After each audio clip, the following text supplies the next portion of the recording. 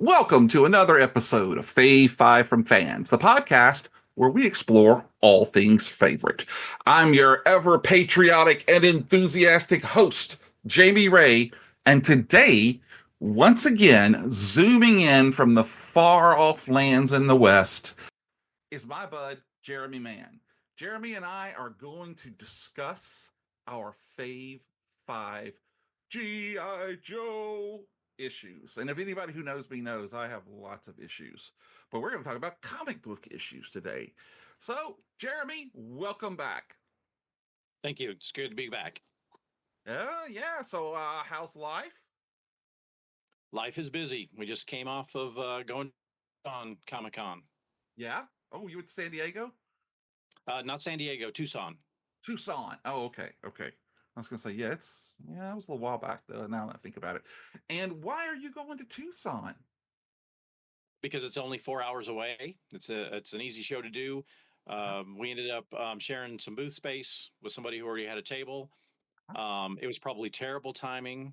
We had Evie set up and doing artwork, but she's still wiped out from doing Heroes Con Oh yeah. and really has not caught up on inventory. And then she went to go see her brother in Michigan for 2 weeks. So I picked her up at the airport Tuesday night, and Friday morning we're on our way to the con. Wow. Wow. Never stops, man. Never stops. And So we're gonna have yeah, a lot of time to talk about that later on in the show. But okay, before we get started, I'm gonna ask you one question. okay. Why G.I. Joe comics? Because GI Joe is the comic book that I started with. I started reading comics with. That was the first one. I tried several titles. I tried Conan. I tried Thor, but it was GI Joe on reading comics and collecting comics.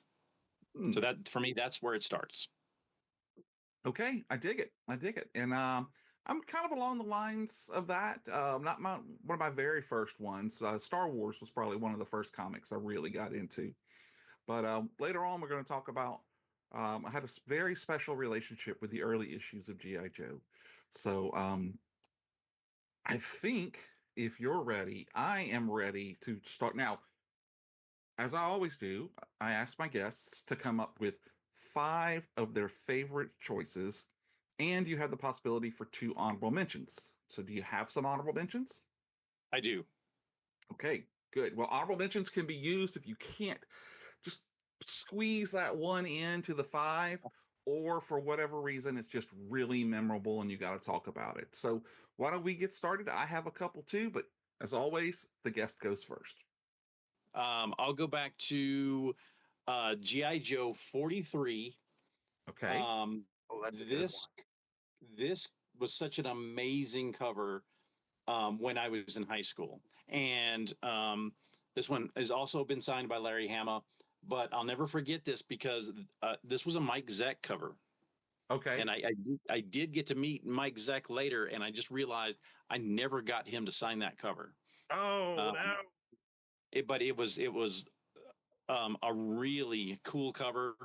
Um, After high school, I went into the army, and he is holding an M60 machine gun on there, and I'll Uh-huh. never forget going through like basic training and MP school and firing that M60.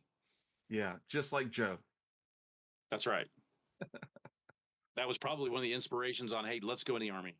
Yeah, yeah, not the Air Force, you know. I mean, we all look at Wild Bill and he's a little so all right. Well, what's your other? Okay, so my other honorable mention was a GI Joe number 33. Okay. And what I remember about this issue was like this is the first time I really started getting caught up in a dramatic story. This Okay. was the somebody tried to assassinate Cobra Commander, and who was it? And this is when I was like got to the point where like you just can't wait for that next issue to come out Yeah. because the story was good, and it's like man, just counting down the days, those 30 days between issues. Oh yeah. And you knew when it was coming too. Oh yes. Oh yeah. I remember that. So, do you remember what the storyline who I mean, spoiler alert for a 45-year-old comic book, do you remember who was the attempted murderer? Yes, it was actually a young boy. I'm trying to remember because it's been a long time since I've read it. But I remember he had like the eye patch, and I believe he was related to somebody. Somebody else put him up to it. Yeah. Um, yeah, but It it was wasn't a kind of young like Nick a Fury. no. Wow. All right. Well, that's great. You have any more? Um, yeah, you want me to count down Just through nope. Just your honorable my mentions tops? right Yeah. No, those are my two honorable mentions right there. now. Okay. Great. So I have two as well, and I don't have. I got rid of most of my. I've been culling my comic collection, so a lot of these I don't have. Okay. But I'm going to start off with one that honestly, the tagline across the top is what pulled me into this one, and it's called GI Joe Hearts and Okay. Minds, because it was written by Max Brooks, who did World War Z, Okay. and I just love the work that he does. And then to find out that Howard Chaykin was the guy who was doing the art, it just, I mean, it really pulled me in. So there were, I believe, 4 issues in this series, and you can see right here. This is cover number 1. I always had a special place for the astronauts and the Joes that were up in space. So it's a really cool cover. I only recently found out that these were out there. So I'm trying to, maybe next con I'm going to break my own rule and go back and pick them up. But love me some Max Brooks, some the good, and he looks like he's looking right at you through the cover, Okay. and spoke to me. And as an adult, that's kind of hard to do these days. So now, my other honorable mention is one that I'm sure you're very familiar with. It is GI Joe: A Real American Hero number 10, right here. Yes. That is the cover has Snake Eyes and um, Scarlet going into Springfield, a nice little town, but it's all up props, and Cobra is behind there, ready to do it. And she's got this big smile on her face. So it's not a very compelling. I mean, there's not like explosions and all of that, but this was one of those comics that I got through the mail. Now, I tell this story a lot because Warlord Comics, I had someone for 2 years or so. I had a subscription, and then I Yes. also had a subscription to Star Wars and GI Joe. And Okay. back then, they would come through the mail wrapped in brown, like a brown paper sleeve. It didn't even have ends. And Right. so I would get on my bicycle and I would ride all the way down to the post office. And just like you were just saying, about 30 days, 32 days, that was when it was coming in. And so I'd drive down there, ride down there, and then, ooh, and I can remember this cover. Just, when I close, it's not number 1 that I remember, or even some of the later ones. This one, just the colors and the look on Scarlett's face, like everything's great. And at the Yeah. time, I didn't know anything about The Simpsons, so I don't even know if The Simpsons were out when this came in. But later on, I'm like, oh, it's Springfield. That's cool. Yeah. Maybe Homer's there. Um, but it's just a I, really cool cover that kind of instantly brings me back to my like preteen days. And I don't like again. I don't have it. I do have a couple of surprises that I do still own that are going to show up a little bit later. But for right now, those are my 2 honorable mentions. okay. Those are All good. right. Thank you. So let's bounce it back and get your number 5. Number 5.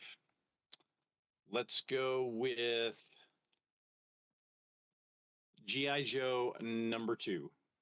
Ooh, that's a good one. So back in the day, this used to be the comic that was really sought after. It was known as the short printed issue. It had been reprinted for a long time. That was the issue when you're putting a GI Joe run together. The Really? I remember when that was an expensive issue, and it was the most expensive issue in the run. Wow. I had that one. surprised. Let's see. Nope, not number 2. I don't have it.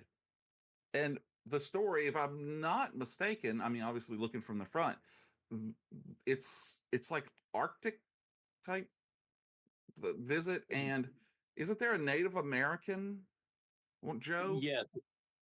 I don't think he was a Joe.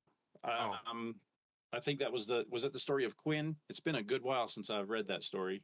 yeah, he's an Inuit, Um, I believe, up in right. yeah, yeah, yeah. I remember that. Mhm. Don't remember the story. I'm sure Cobra was trying to get it over on Joe. I may be wrong. I mean, I don't know if it was that issue or not, but maybe they were trying to. Well, okay. Well, this is another comic for my number 5 that I don't own, but I just absolutely love it. And I probably will not own it either because it is issue number 224, which, by the way, I love when IDW picked it up and picked the numbering sequence back up. So this was 224, but it is the Great Lakes Comic Con retail exclusive cover right here. And as you can tell, it is uh, Snake Eyes and the Joes and the Cobras basically recreating the Secret Wars number 8 cover. And man, I love a good homage. And boy, did they do a good job on this one. They even got the stance down correctly. I mean, like again, love a good homage, and I think this was great. Don't even know what the story's about, but this is going to be one of the ones that I just love for the cover. Now, if I'm ever at a con and Larry's selling a print of it, then maybe I might be able to pick it up. But God knows how much that comic goes for. You've probably got 2 though, so you could give me one, right? I think I've only got one, Ah, and I wish I knew you were going to bring that one up. I'd have pulled that out of my box and taken a look at it oh, because you really have think one? I really Oh, do, wow, that's and and I cool. and I and I believe I got 3 signatures on it because I think I might have it signed by Larry Hama. I Uh-huh. think Mike Zeck and John Beatty might have done the Yeah, pencils and inks for it. I think you are correct because it sure looks like their work. Let me zoom in here real quick and see. Um, yep, Mike Zeck, John, let's see, MZ, JM, and MM. So it's definitely Mike Zeck's pencils. I Okay. have to see for the rest of them there. But really great looking comic, you know. Would make like I said, make a great print. Yes. Yeah. Well, all right. Well, let us bounce back. We're now at your number 4. Okay. Um, well, let's see. My number 4. Okay, so my number 4 was actually GI Joe 29, and Oh, this that's this is beautiful. this is the first book of GI Joe that I picked up when it came out, and, Mhm. and this is where I started. This is what got me hooked. Yeah. Um, and that's a Do Michael you Golden remember cover. that? Like where Oh you yeah, bought it and stuff? yes, yes. I was in South Carolina. I, Uh-huh. I bought that um, at the mall. And I Uh-huh. remember I picked up several books. I picked up an issue of Conan the Barbarian. I picked up Thor. But it was GI Joe that I was like, no, I want to read this like every issue that comes out. Yeah. Wow, that's really cool. I love back when you used to get comic shops in the mall. Ours was part of the newsstand, so you could go in there and Okay. get the newspapers from all over the country. And if you were over 18, you could go through the swinging barn doors and go to that back section. But baby, right up front were the comics. No plastic bags, no backing boards. It was just kids reading comics. Man, it was a great time to be alive. Wow. A Well, lot of that's the it. books that I bought were out of the gas stations Oh because yeah. that was within like a 5 minute bike ride, and I could run to Allsips. I could run to the gas station and pick up the new issues.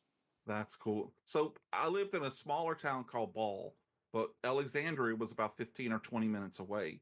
So for me, it was most of the time when get into Alexandria, we'd go to like K and B. The newsstand was was right at the end of the strip mall across the street. So when my parents or my grandparents were at A&P, I could go hit one and then go across the other side and hit there. And they had no problem at the newsstand. The guy, I really even remember him. They had no problem with you reading the comics and putting them back up, as long as you bought one. You know, they were Yeah. like, "Oh, that's fine." And again, nobody was really into collecting and stuff like that. Later on, I found out, and God, I wish I could remember his name so I could give him a shout out. But he was a huge comic collector.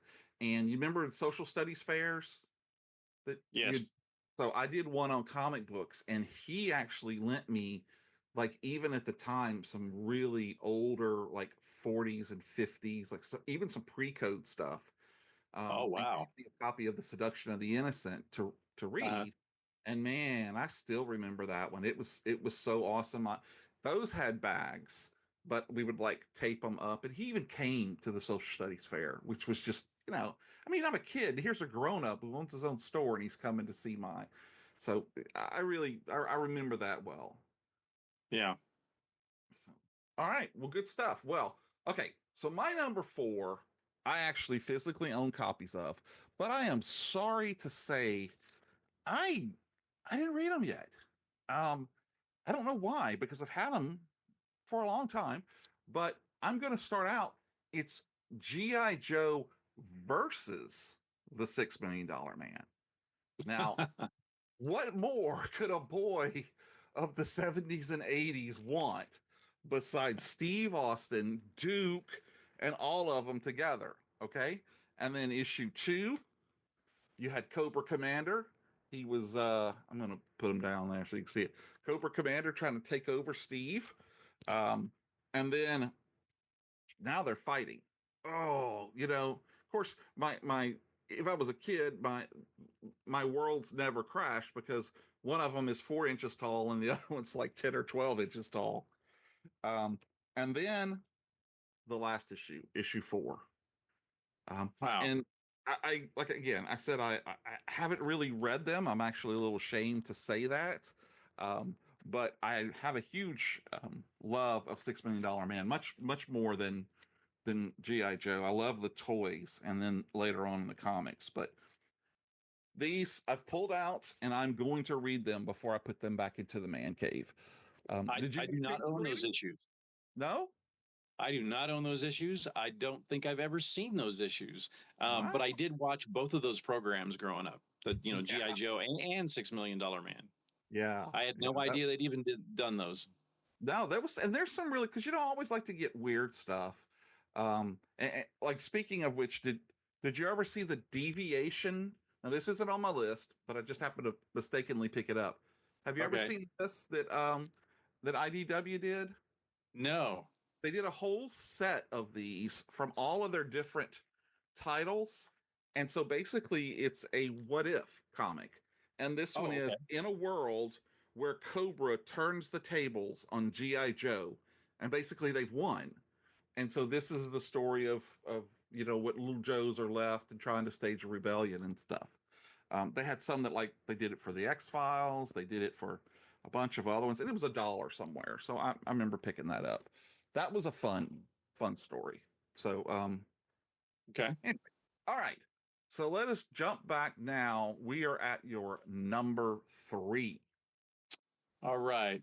For number three, I picked what I thought was one of the best GI Joe stories they did back then, and this is GI Joe 26, and really it should be like 26 and 27. And this Okay. is the famous story where you have Snake Eyes and Storm Shadow, and you get Okay. their backstory, and you find out about the death of their master and who killed him. Yeah. It Wow. I was think I remember that. Because don't they show Snake Eyes, but you never really see a good bit, like his hat's always over his eyes, or right. branches are in front of his face or something. Right. And they start to talk about how he was in Vietnam, Right. and so you get the backstory there Yeah. of really both Snake Eyes and Storm Shadow, and I think it's kind of one of the most important stories they did in GI Joe. Wow. Yeah, I remember that one. Did you pull 27? I didn't, but really it should be like 26, 27 because it's Yeah. it's a two-part story. Yeah, those are always good. Man, wow, memories, memories. Okay, well, my number three is actually also has much love for Snake Eyes and Storm Shadow, but they also love Rom, the Space Knight. So I am, of course, talking about G.I. Joe number 230, Snake in the Grass, Chapter 1. And this is one, again, Larry Hama. This is the one where the month of Rom came out. And so Rom was in one way or another on every IDW comic cover. And I went around and I thank you, shout out to my friend Kevin Sincamano, who's always looking out for me. I was able to get every one of the ones that I needed. And I mean, it's just one of these weird, well, what's wrong? And he's not in the story at all, Mm-hmm. just on the cover. But, Just on covers. the covers sometimes are what sells it for me. Right. Do you have that one? I don't, but I do remember that month when like Rom just showed up everywhere. It's like Everywhere. Yeah. Yeah. And they did it again when he came back to Marvel. But at the time, I just there was too many of them, and Marvel was hitting you like I mean, it secondary market right away. So I was like, Mhm. it's okay. I did without them. I didn't even get the omnibus because I already had mine made. Um, but yeah, yeah. Anyway, okay. Well, let's pause there Okay. and talk about Evie and her art and um, whatever else you would like to talk about. Okay. Well, we've had Evie in Artist Alley now since she turned 15, and in 4 months she turns 18. Oh So Lord, you're old. You're so old. she's got about 3 years of experience of doing shows now, and I've taken her all over the place. Um, we've met a lot of great creators. That's been fun to watch her interact with so many of the creators.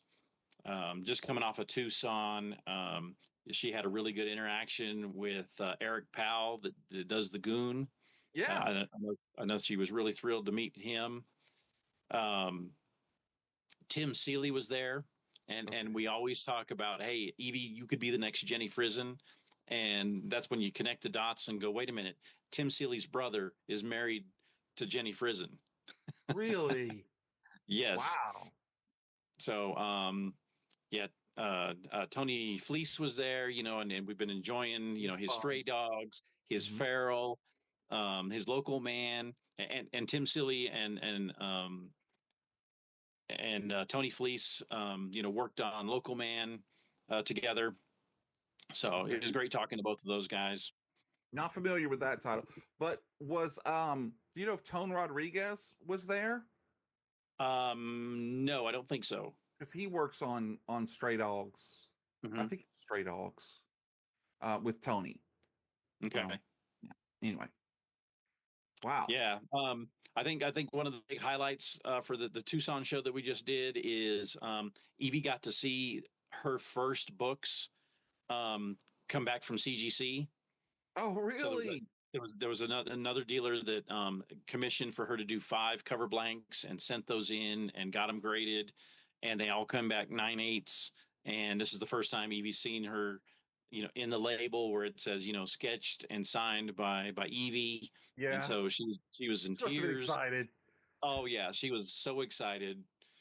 And then that was on Friday, and then on Saturday she actually got the email back from CGC saying, "Congrats, we've given you an artist account through That CGC." that is so cool. So And that was she a big really has thrill. so talented. So she's doing great. The other good story is Kevin Eastman was there. The actors from the Turtle movie was there. So it was a big turtle show. Yeah. Um, Kevin Eastman's wife came to Evie's booth. I was not at the booth at the time. That's disappointing. and came and bought a Batman cover blank that she had done. Oh, And that's when I found that cool. out, I was wow, of all the artists there at the show, she, you know, Yeah, Evie's book went home with Kevin Eastman. that's so cool. So that That was a is good so. story. Yeah, and then I get to see her every year now at Heroes Con with That's Kirk and right. I go. So I got to see y'all just a few months ago there. That's Such a right. great And here, show. that is our favorite show out of Mhm. every show in the world. Yeah. Um, Well, Number one you show to haven't gone to always the go one back in to. you haven't gone to the one in Italy yet. So Well, that's true. that one would probably win if we got to ever go to something like that, but that's like crazy. Yeah, What's it but called? I mean, Palomino, something like that. yeah, but still, with over 400 creators at Heroes Con, I just don't know how you top that. No, you don't. I walked up and down and talked to so many people, and it was just I ended up getting a couple of different people on the show from that con alone because people Okay, are so free and easy to talk to. It's always a great time. it is. But I'll see you again next Oh, summer. definitely, Yeah, for definitely. sure. He's already booked his the rooms, I believe. Oh, is So that right? oh yeah. Oh, he's like so excited. He loves because it's all about the art. There's so many artists, Right. and I don't think he'll mind me saying, but Kirk loves a couple of things. He loves magic. Ilyana Rasputin from the New Mutants or X-Men Okay. loves her. Yep. Um, he loves decapitations and violent death. And it's so funny because he's just so nondescript and he doesn't have like a dark side. It's just one of those things that will go up to a table and the guy's like, "Hey, how you doing?" He's like, "Good, good. What you looking for? Got any decapitations?" and it's just and he's found some cool Wow. ones. Yeah, Oh, because he's there's not found some. many of them. No, as a matter of fact, Jason, are you familiar with Jason Turner? He didn't get to do it this year, but he does a lot of prints. But he's also started doing covers. Like he did a Turtles cover, Okay. he did a Godzilla cover, um, but he does another one that's called the Ripper Gene, and it's a 6-issue series, and I think six is getting close to coming out. But I told him last time I saw him, it's like, look, Jason, if you want to sell another piece of art, you really need to have somebody's head cut off because I know somebody's going to buy it. Wow. Okay. But I'll see if anyway, Evie will do a cover. there you go. Has she done a demon K-pop demon killer print yet? Demon Hunter. Demon Hunt, yeah. No, that was the big conversation that we had a couple of days before, and she would not watch the show. Oh And wow. by that time, I had already watched it twice. Oh I, I really? got I got her to watch it last night, and Oh. and talking about the success on that and how that has just gone nuclear. Exactly. You never know what it's going to be. I mean, they took You- the damn thing and ran it in the theaters because it was so popular and right, sold out and everywhere. and outsold all the other movies. Yeah. It's nuts. But Lily's watched it. I think she may have watched it a couple times, and I saw what I think was the ending. And that's just not Right, my bag. But you right, can look at it and see the artistry in it and the songs, are very well performed. So I can see right. where people get into it.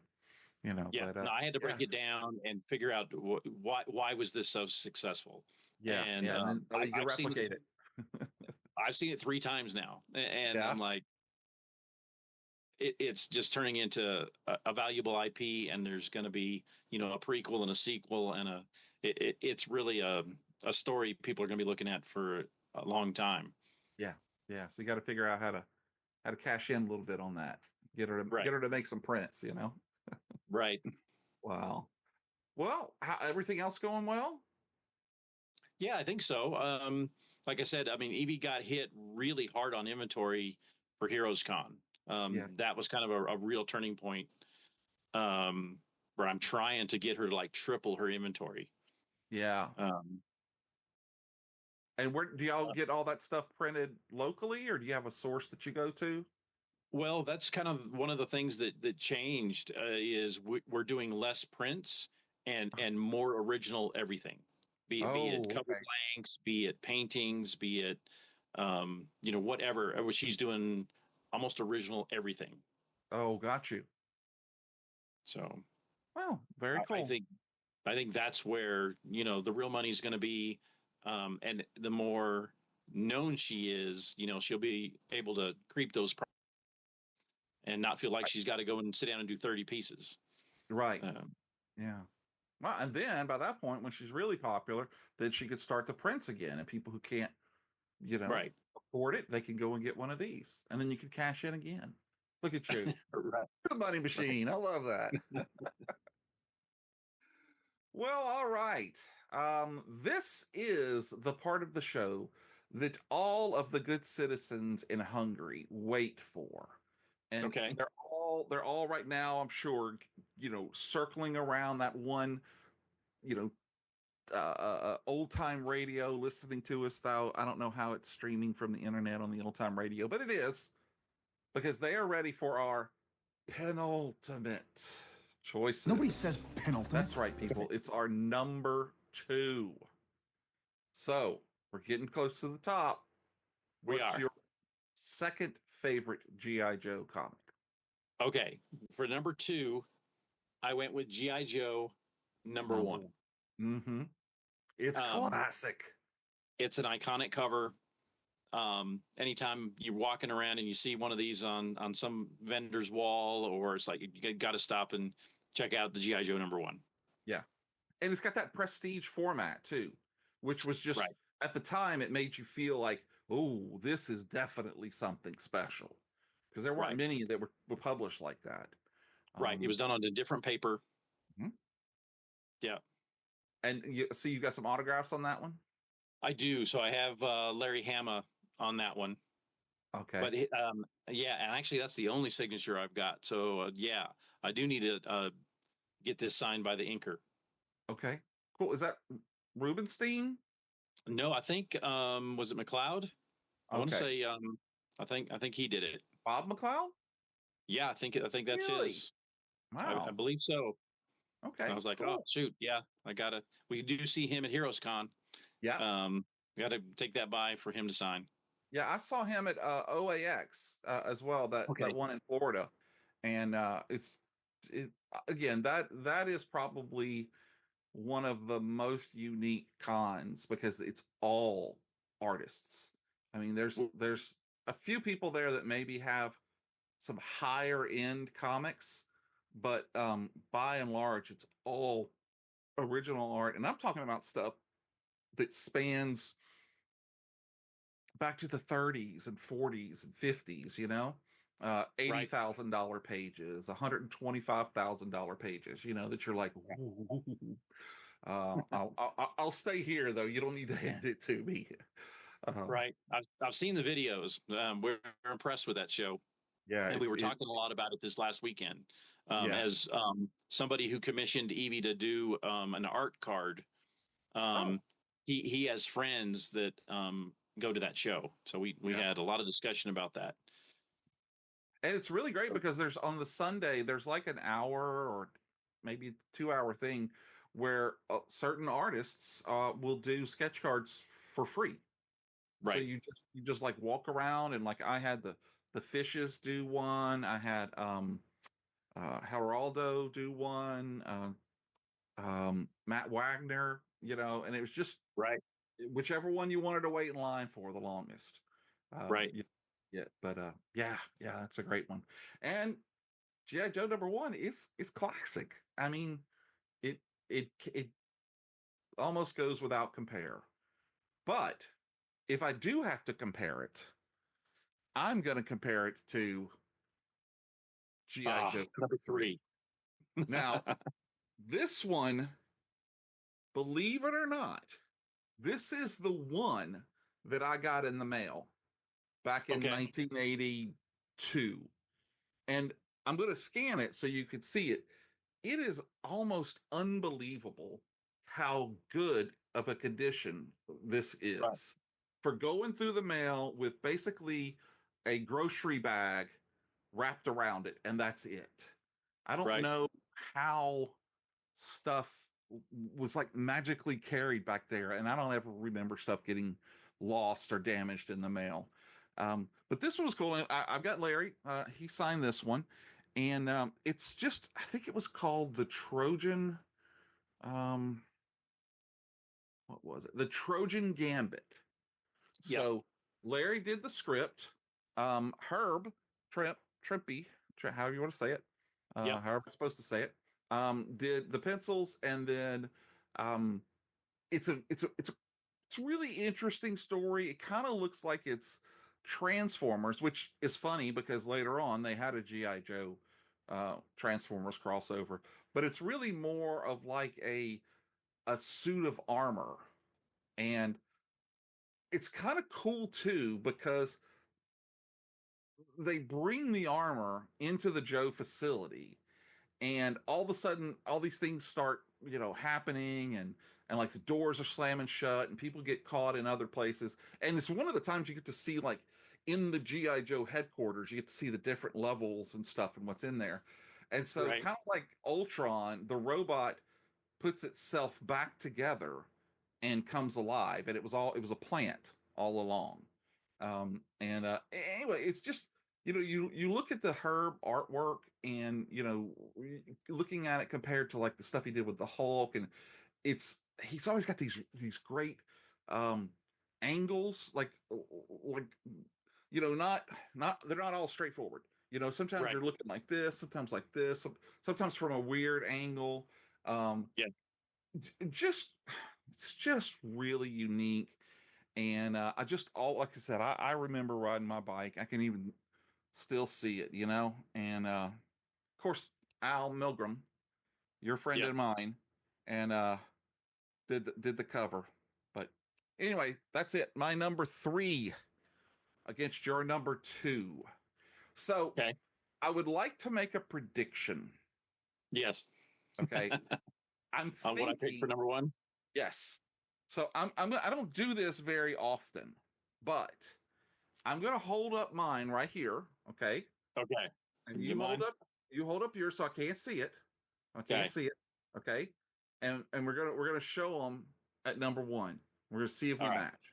Okay, you ready? Yeah. 3, 2, 1, go. Yeah, baby. Yes.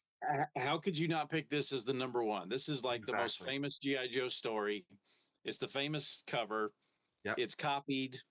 It's homaged. Even if you're not a GI Joe fan, you've probably seen this book. Exactly. And it's so amazing. It's actually the most unusual GI Joe story ever. See, it says it right there. Right. But no no text, no dialogue through the whole Right. thing. And And like it's you the were first. talking about 26 and 27, I think Right. this is the one that whetted your appetite. That they knew they couldn't wait very long before they started giving us that story. The first time I read this book, I remember how much I hated it because I was like, Really? wow, you read this book in like two Oh, minutes yeah. because it's just all images. And I'm like, wow, I really don't feel like I got my money's worth. That's crazy. I mean, I could But it's the see it, yeah, because you're a kid right, reading it. right. But it's the first time that I ever remember them doing a silent issue Hmm. where there's no dialogue. Yeah, none at And all. And in that goes to hindsight, show it's like you, that was brilliant. yeah, because the art really does speak to you from this. Right. I It mean, tells the whole story. the No whole dialogue needed. story. Yeah, yeah. And again, like you said, homages. It's been done over and over again. One of probably, I think, the best uses is the 9/11 Marvel comic that came out, and Right. it was the same kind of way. It could be completely different reason for it, but Mhm. sometimes you don't need words. And this one, man, I can remember at the very end when you get to that. I think it's the last panel, and you see Storm Shadow's uniform ripped, and then you're like, I know what that means. I know what that means.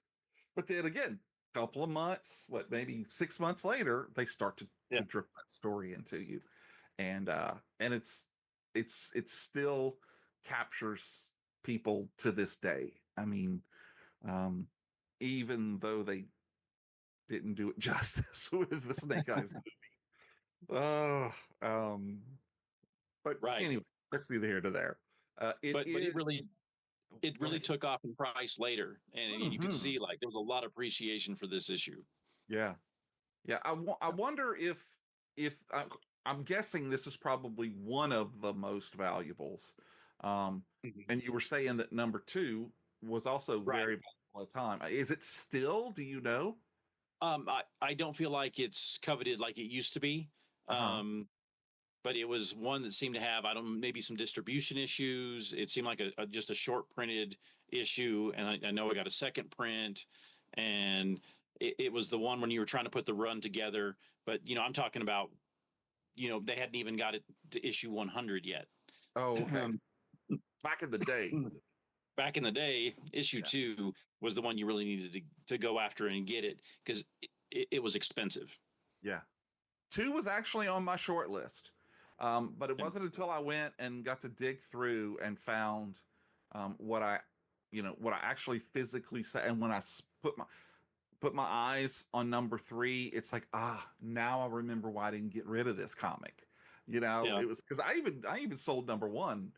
Um, like these, I think I have three because there's another one hanging on the wall. Um, but my number 21, I got it signed by Larry, and I also got it signed by Ed Hannigan, who Okay. I either did the inks or the letters. I can't Okay. remember, but he was a ROM guy. And I saw him at Oh, a con and yeah. happened to bring it, and he was like, "Oh yeah," but he signed it like in ballpoint pen, on the Ah, cover. So yeah, yeah, so I've had that happen. yeah, but it is what it is. Yeah. Um, so actually right now working on another list with another GI Joe aficionado, Channing Okay. Sherman, about GI Joe toys. Okay. And yeah, and so going back through that stuff and looking those up and then looking these comics up for this list, man, it just like flooded me with all of these memories. It's like, oh my God. Because I remember playing, as Right. big of a Star Wars and Star Trek fan as I am, Right. my big go-to was GI Joes and Right. Buck Rogers figures for Oh, some reason. wow. Yeah, they're Okay. about the same size. And I would use Yeah. my Legos all the time to Hmm. build ships and forts and stuff for them and everything. And just, it's Right. like, man, some of these things you just don't think about. It's been, a long time. Right. Um, I don't want to say how long, but it's been quite a while. Yeah. It always makes me think about the aircraft carrier that Oh, nobody had because nobody could yeah. afford that thing. It was so expensive. So I've talked about this on a couple of different episodes. There was actually a guy who lived down the street, Uh-huh. who parents bought him just everything. Like he had the whole Micronauts city Oh, thing with the, yeah. all that. And he had that, the, what was it called? The flag, USS flag Yeah. or something like that. Yeah. USS Flag. Yeah, yeah, he had that, and he had something else that to this day. Oh, he had all the Shogun Warriors. Oh, okay. Yeah, so yeah, that was the house we would go and play at. Know, Yeah. but a good guy. Well, wow, was this a tough list for you? No, not really. I think this was a pretty easy one. But Oh, okay, when good. you're a fan, this is pretty easy. Yeah, so I've got to make it harder for you in the next time then, because I need you to feel Probably. the pain and despair. Oh, Oh, which okay. one? Which one? Then it's just Okay. not fun for me if you don't. Okay. Uh, Well, I was thinking, yeah, we could do something on maybe original art. Have you ever done one on original art? no, I haven't. But would it be original art from your collection or just Sure. Sure. just Like original? Okay. my top five favorite pieces of No, original art I've collected. not top. Not top. That's your first free one. Don't forget. Okay. Say it again, it's a quarter. Um, I don't have a lot of, but how about this? How about I can dip into Kirk's original art and Okay. mine. Now I know what my Okay. number one is going to be. Okay. Now, can it be any kind of original art? I mean, like, it doesn't Absolutely. have to be a page. It could be like That's right. okay, okay. I'm down for that. As long as it's original, I Yeah, think that's fair. okay, and not a print or anything like that. Right. Not a print. Um, It has to be original. and does it In have? fact, my Does it need? number one is not a page. Oh, okay, but it is all pen, ink, paper, and Yep. so not like not like my crocheted ROM figure that I have. Yeah. No. No. This is like right. Yeah. Original comic Comic art. art. Okay. Comic art. So yeah, so we're gonna do that. Okay, where was I? Oh, I know where I Yeah. was. Okay, We talked about an hour this time. I know, huh? There's a lot of good stuff to talk about, and there's gonna be even more with the original art because I have a couple of cool pieces. I don't have anything really, really expensive, but all of my stuff is like I have it for a reason, you know. Um, Okay. so that'll be fun. But all right, well, everyone, thanks so much for tuning in to this episode of Fave 5 from Fans. We hope you enjoyed diving into today's episode with us, going through the stacks and finding the Joe covers. If this episode resonated with you, here's how you can help us reach more listeners. Share it. Share it with someone you love. Share it with someone that you maybe don't love, but you're feeling generous. You've got all of these places right here that you can go to and stream from them. Any one of them, you can go and say, hey, this is a great, great show, and I give them 5 stars. Doesn't cost you anything but a little bit of your time. You can also come on to the new Plastic Microphone Studios accounts. We have a Twitter account and an Instagram account where you're going to learn about the other shows that are now in the Plastic Microphone Network. We're going to do shows like uh, Average Home Theater. We've got episodes with Jeff about Red Dog Terrain. And by now, we'll probably even have a Sequel House episode out. So check us out and follow all of these guys. Well, you don't have to follow him, but it's up to you. Um, thanks for being a part of the Fave 5 family. We've got great episodes coming your way. So we'll catch you next time. Speaking of which, new episodes come out every Friday. Unless they don't. Come on. It's been a year and you're going to give me great. All right, whatever. So be sure to subscribe, like, follow all of the things that you're supposed to do, and catch all of the episodes. And remember, folks, it may not be the best, it may not be the most popular, but if it's your favorite, then that's good enough for us. Thanks so much for joining us. Jeremy, take us out, Yes. sir. All right. So don't forget to read what you buy and buy what you like. Select what you like, and you'll never go wrong. And Never. Yo Joe. Yo, Joe! Good stuff.